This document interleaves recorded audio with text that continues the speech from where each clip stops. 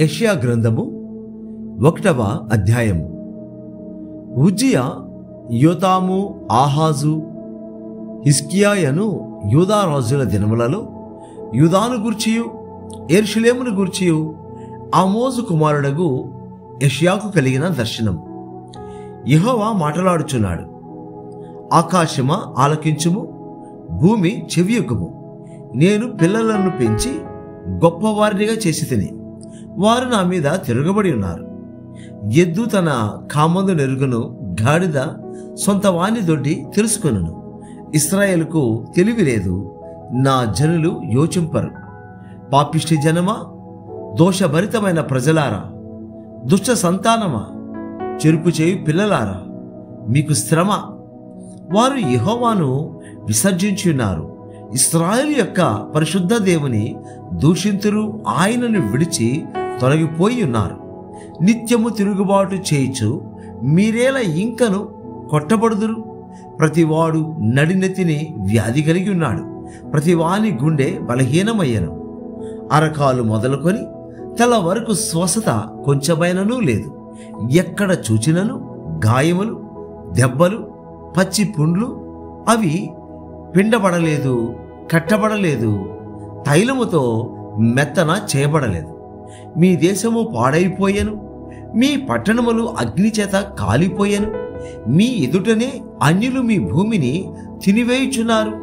అన్యులకు తటస్థించు నాశనమోలే అది పాడైపోయెను. ద్రాక్ష తోటలోని గుడిసెవలెను, దోస పాదులలోని పాకవలెను, ముట్టడి వేయబడిన పట్టణము వలెను సియోను కుమార్తె విడువబడి ఉన్నది. సైన్యములకు అధిపతికు యెహోవా, బహు కొద్దిపాటి శేషము మనకు నిలపని ఎడల మనము సొదొమ వలె నుందుము, గొమొర్రాతో సమానముగా ఉందుము. సొదొమ న్యాయాధిపతులారా, యెహోవా మాట ఆలకించుడి. గొమొర్రా జనులారా, మన దేవుని ఉపదేశమునకు చెవియొగ్గడి. యెహోవా సెలవిచ్చిన మాట ఇదే: విస్తారమైన మీ బలులు నాకేలా? దహన బలులకు పాటేళ్లును, బాగుగా మెప్పిన దూడల క్రొవ్వును నాకు వెక్కసమాయను. కోడెల రక్తమందైనను, గొర్రె పిల్లల రక్తమందైనను, మేకపోతుల రక్తమందైనను నాకిష్టము లేదు. నా సన్నిధిని కనబడవలనని మీరు వచ్చుచున్నారే. నా ఆభరణములను త్రొక్కుటకు మిమ్మను రమ్మన్నవాడేవాడు? మీ నైవేద్యము వ్యర్థము, అది నాకు అసహ్యము పుట్టించు. దుపార్పణము దాన్ని ఇకను తేకొడి. అమావాస్యయు విశ్రాంతి దినమును సమాజకూట ప్రకటనమును జరుగుచున్నవి. పాపుల గుంపు కూడిన ఉత్సవ సమాజమును నేనోర్చజాలను. మీ అమావాస్య ఉత్సవములను, నియామక కాలములను నాకు హేయములు, అవి నాకు బాధకరములు. వాటిని సహింపలేక విసికి ఉన్నాను. మీరు మీ చేతులు చాపునప్పుడు మిమ్మల్ని చూడక నా కన్నులు కప్పుకొందును. మీరు బహుగా ప్రార్థన చేసినను నేను వినను. మీ చేతులు రక్తముతో నిండి ఉన్నవి. మిమ్మను కడుగుకొనుడి, శుద్ధి చేసుకొనుడి. మీ దుష్క్రియలు నాకు కనబడకుండా వాటిని తొలగింపుడి. కీడు చేయట మానుడి, మేలు చేయ నేర్చుకునుడి. న్యాయము జాగ్రత్తగా విచారించుడి. హింసించబడు వారిని విడిపించుడి. తండ్రి లేని వానికి న్యాయము తీర్చుడి. విధవరాలి పక్షముగా వాదించుడి. యెహోవా ఈ మాట సెలవిచ్చుచున్నాడు: రండి, మన వివాదము తీర్చుకొందాము. మీ పాపములు రక్తము వలె ఎర్రనివైనను అవి హిమము వలె తెల్లబడును. కెంపు వలె ఎర్రనివైనను అవి గొర్రె బొచ్చు వలె తెల్లనివగను. మీరు సమ్మతించిన మాట వినిన ఎడల మీరు భూమి యొక్క మంచి పదార్థములను అనుభవింతురు. సమ్మతింపక తిరుగుబడిన ఎడల నిశ్చయంగా మీరు ఖడ్గము పాలగుదురు. యెహోవా ఇలాగుననే సెలవిచ్చి ఉన్నాడు: అయ్యో, నమ్మకమైన నగరము వేశ్యాయనే. అది న్యాయముతో నిండి ఉండెను, నీతి దానిలో నివసించెను. ఇప్పుడైతే నరహంతకులు దానిలో కాపురమున్నారు.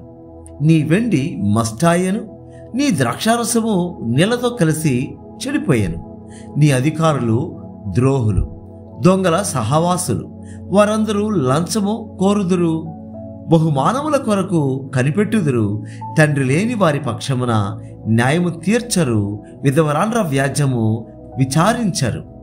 కావున ప్రభువును ఇశ్రాయేలు యొక్క బలిష్ఠుడును సైన్యములకు అధిపతియునగు యెహోవా ఈలాగున అనుకొనుచున్నాడు. ఆహా, నా శత్రువులను గుర్చి నేనికను ఆయాసపడను. నా విరోధుల మీద నేను పగ తీర్చుకొందను. నా హస్తము నీ మీద పెట్టి క్షారము వేసి నీ మస్టును నిర్మలము చేసి నీలో కలిపిన తగరమంతయు తీసివేసేదను. మొదట నుండినట్లు నీకు న్యాయాధిపతులను మరలా ఇచ్చేదను. ఆదిలో నుండినట్లు నీకు ఆలోచనకర్తలను మరలా నియమించేదను. అప్పుడు నీతిగల పట్టణమనియు నమ్మకమైన నగరమనియు నీకు పేరు పెట్టబడను. సియోనుకు న్యాయము చేతను తిరిగి వచ్చిన దాని నివాసులకు నీతి చేతను విమోచనము కలుగును. అతిక్రమము చేవారును పాపులను నిశ్శేషముగా నాశనమగుదురు. యెహోవాను విసర్జించువారు లయమగుదురు. మీరు ఇచ్చయించిన మస్తకి వృక్షమును గూర్చి వారు సిగ్గుపడుదురు. మీకు సంతోషకరములైన తోటలను గూర్చి మీ ముఖములు ఎర్రబారును. మీరు ఆకులు వాడు మస్తకి వృక్షము వలెను నీరు లేని తోట వలెను అగుదురు. బలవంతులు నారపీచు వలె నుందురు. వారి పని అగ్ని కణము వలె నుండును. ఆర్పువాడెవడనూ లేక వారును వారి పని బొత్తిగా కాలిపోవును. యెషయా గ్రంథము 2వ అధ్యాయము. యూదాను గూర్చియు యెరూషలేమును గూర్చియు ఆమోజు కుమారుడైన యెషయాకు దర్శనం వలన కలిగిన దేవోక్తి. అంత్య దినములలో పర్వతములపైన యెహోవా మందిర పర్వత శిఖరమున స్థిరపరచబడి కొండల కంటే ఎత్తుగా ఎత్తబడను. ప్రవాహము వచ్చినట్లు సమస్త అన్యజనులు దానిలోనికి వచ్చేదరు. ఆ కాలమున సియోనులో నుండి ధర్మశాస్త్రము, యెరూషలేములో నుండి యెహోవా వాక్కు బయలువెళ్ళును. జనములు గుంపులు గుంపులుగా వచ్చి యాకోబు దేవుని మందిరమునకు, యెహోవా పర్వతమునకు మనము వెళ్ళుదము రండి. ఆయన తన మార్గముల విషయమై మనకు బోధించును. మనము ఆయన త్రోవలలో నడుతము అని చెప్పుకుందరు. ఆయన మధ్యవర్తి అయి అన్యజనులకు న్యాయము తీర్చును. అనేక జనములకు తీర్పు తీర్చును. వారు తమ ఖడ్గములను నాగటి నక్కులుగాను తమ ఈటెలను మచ్చు కత్తులుగాను సానగొట్టుదురు. జనము మీదికి జనము ఖడ్గం మెత్తక యుండును. యుద్ధము చేయ నేర్చుకునుట ఇక మానివేయును. యాకోబు వంశస్థులారా, రండి, మనము యెహోవా వెలుగులో నడుచుకుందాం. యాకోబు వంశమగు ఈ జనము తూర్పున నుండిన జనుల సంప్రదాయములతో నిండుకొని ఉన్నారు.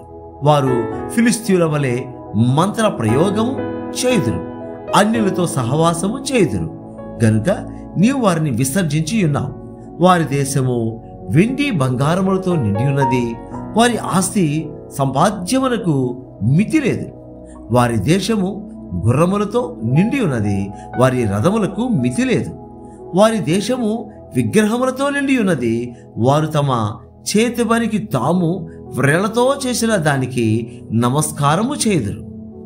అల్పులు అణగదొక్కబడుదురు, గనులు తగ్గింపబడుదురు. కాబట్టి వారిని క్షమింపకము. యెహోవా భీకర సన్నిధి నుండి, ఆయన ప్రభావ మహత్యము నుండి బండబిడ్డలోనికి దూరము, మంటిలో దాగియుడుము. నరుల అహంకార దృష్టి తగ్గింపబడును, మనుషుల గర్వము అణగదొక్కబడును. ఆ దినమున యెహోవా మాత్రమే ఘనత వహించను. అహంకారాతిశయము గల ప్రతిదానికిని, ఔన్నత్యము గల ప్రతిదానికిని విమర్శించు దినమొకటి సైన్యములకు అధిపతియగు యెహోవా నియమించి ఉన్నాడు. అవి అణగదొక్కబడును.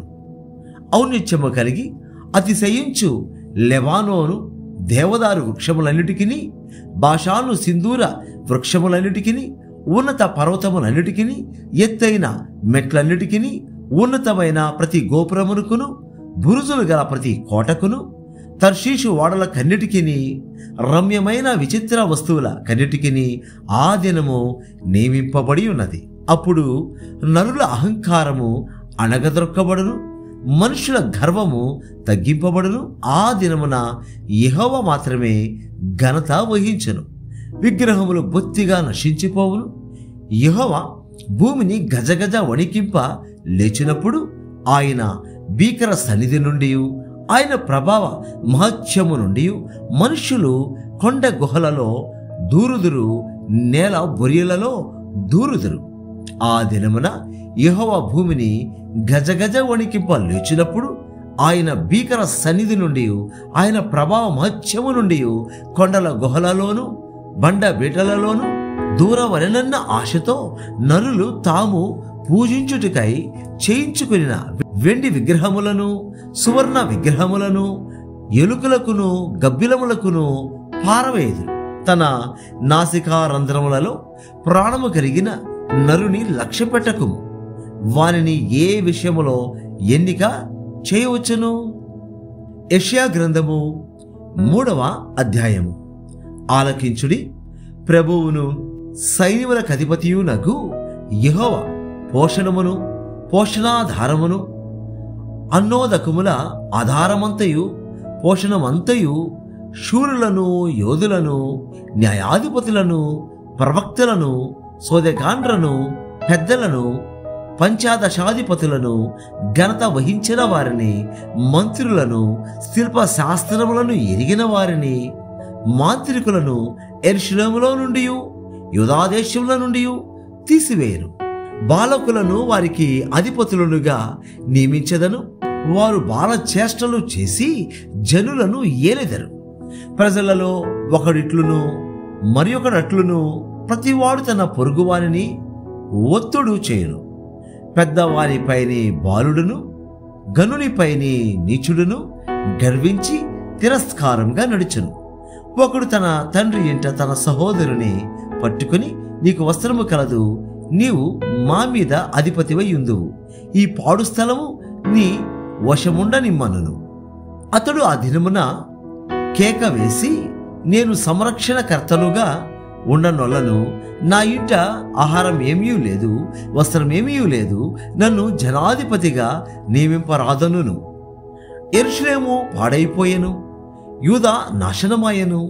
యెహోవా మహిమ గల దృష్టికి తిరుగుబాటు చేయునంతగా వారి మాటలను క్రియలను ఆయనకు ప్రతికూలముగా ఉన్నవి.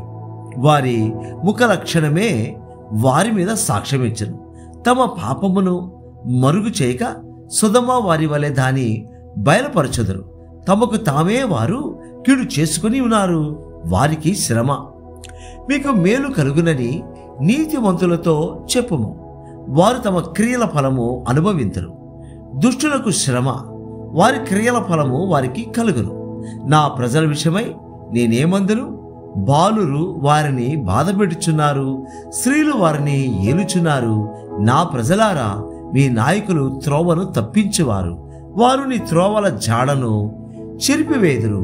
యెహోవా వాదించుటకు నిలబడి ఉన్నాడు, జనములను విమర్శించుటకు లేచి ఉన్నాడు. యెహోవా తన జనుల పెద్దలను వారి అధిపతులను విమర్శింప వచ్చుచున్నాడు. మీరే ద్రాక్షల తోటను తీసివేసితిరి, మీరు దోచుకొనిన దరిద్రుల సొమ్ము మీ ఇండ్లలోనే ఉన్నది. నా ప్రజలను నలుగొట్టి మీరేమి చేయుదురు? బీదల ముఖములను నూరి మీరేమి చేయుదురు అని ప్రభువును సైన్యములకు అధిపతియునగు యెహోవా సెలవిచ్చుచున్నాడు. మరియు యెహోవా సెలవిచ్చినదేమనగా, సియోను కుమార్తెలు గర్విష్ఠురాండ్రై మెడచాచి నడుచుచు ఓరచూపులు చూచుచు కులుకుతో నడచుచు తమ కాళ్ళ గజ్జలను మ్రోగించుచున్నారు. కాబట్టి ప్రభు సియోను కుమార్తెల నడినెత్తి బోడి చేయును, యెహోవా వారి మానమును బయలుపరచును. ఆ దినమున యెహోవా గల్లు గల్లుమను వారి పాద భూషణములను, సూర్యబింబ భూషణములను, చంద్రవంకలను భూషణములను, కర్ణభూషములను, కడియములను, నాణమైన ముసుకులను, కులాయీలను, కాళ్ళ గొలుసులను, వడ్డాణములను, పరిమళ ద్రవ్యపు భరిణులను, రక్ష రేకులను, ఉంగరములను, ముక్కు కమ్ములను, ఉత్సవ వస్త్రములను, ఉత్తరీయములను, పైటలను, సంచులను, చేతి అద్దములను, సన్నపు నారతో చేసిన ముసుగులను, పాగాలను, శాలువులను తీసివేయను. అప్పుడు పరిమళ ద్రవ్యమునకు ప్రతిగా మురుగుడును, నడికట్టుకు ప్రతిగా త్రాడును, అల్లిన జడకు ప్రతిగా బోడితలయు, ప్రశస్తమైన పై వస్త్రమునకు ప్రతిగా గోనెపట్టయు, అందమునకు ప్రతిగా వాతయును ఉండును. ఖడ్గము చేత మనుషులు కూలుదురు, యుద్ధమున నీ బలాఢ్యులు పడుదురు. పట్టణపు గుమ్మములు బాధపడి దుఃఖించును, ఆమె ఏమీ లేనిదై నేల కూర్చుండును. యెషయా గ్రంథము 4వ అధ్యాయము. ఆ దినమున 7 స్త్రీలు ఒక్క పురుషుని పట్టుకొని, మేము మా అన్నమే తిందుము, మా వస్త్రములే కట్టుకుందుము, నీ పేరు మాత్రం మాకు పెట్టి మా నింద తీసివేయమని చెప్పుదురు. ఆ దినమున యెహోవా చిగురు మహిమయు భూషణము నగును. ఇశ్రాయేలులో తప్పించుకుని వారికి భూమి పంట అతిశయాస్పదముగాను శుభలక్షణముగాను ఉండెను. సియోనులో శేషించిన వారికి, యెరూషలేములో నిలవబడిన వానికి, అనగా జీవం పొందుటకై యెరూషలేములో దాఖలైన ప్రతి వానికి పరిశుద్ధుడని పేరు పొట్టిదురు. తీర్పు తీర్చు ఆత్మ వలనను దహించు ఆత్మ వలనను ప్రభు సియోను కుమార్తెలకున్న కల్మషమును కడిగి వేయినప్పుడు, యెరూషలేమునకు తగిన రక్తమును దాని మధ్య నుండి తీసివేసి దాని శుద్ధి చేయనప్పుడు, సియోను కొండలోని ప్రతి నివాస స్థలము మీదను, దాని ఉత్సవ సంగముల మీదను పగలు మేఘ ధూమములను, రాత్రి అగ్ని జ్వాల ప్రకాశమును యెహోవా కలుగజేయను. మహిమ అంతటి మీద విధానముండును. పగలు ఎండకు నీడగాను, గాలివానకు ఆశ్రయముగాను, చాటుగాను పర్ణశాల ఒకటి యుండును.